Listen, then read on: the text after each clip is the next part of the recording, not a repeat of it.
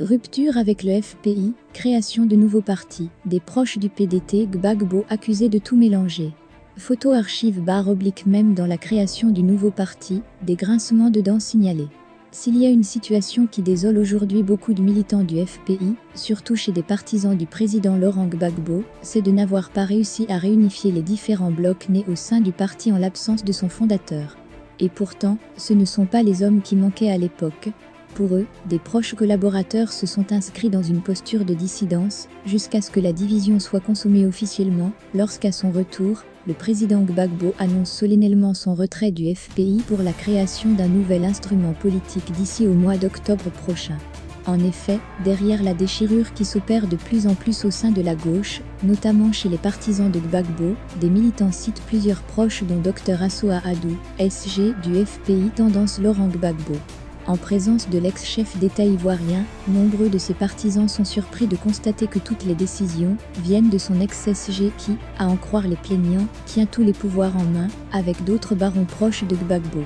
En exemple, ces derniers citent la manière avec laquelle Assoa Adou est vite monté au créneau pour apporter un démenti sur l'affaire Madame Simone Gbagbo désignée présidente du comité scientifique.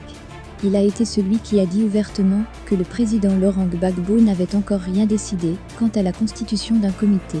Maintenant que ce comité est officiellement constitué, des voix proches de Simone Gbagbo s'élèvent depuis pour protester contre la position qu'occupe l'ex-première dame classée dans le rang des membres du comité de réflexion.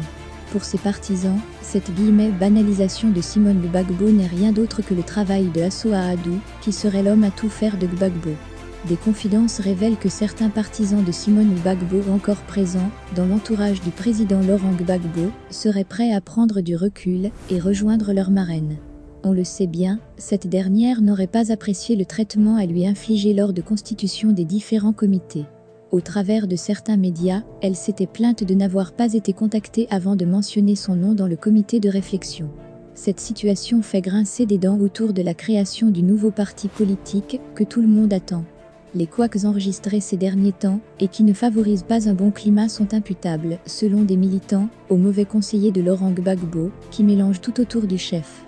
Des militants qui rêvent d'un calme définitif au sein du parti, et surtout de son unité, appellent tous les différents blocs, qui se forment de se retrouver, pour mettre en application le fameux slogan de Gbagbo, qui est « Asseyons-nous et discutons ».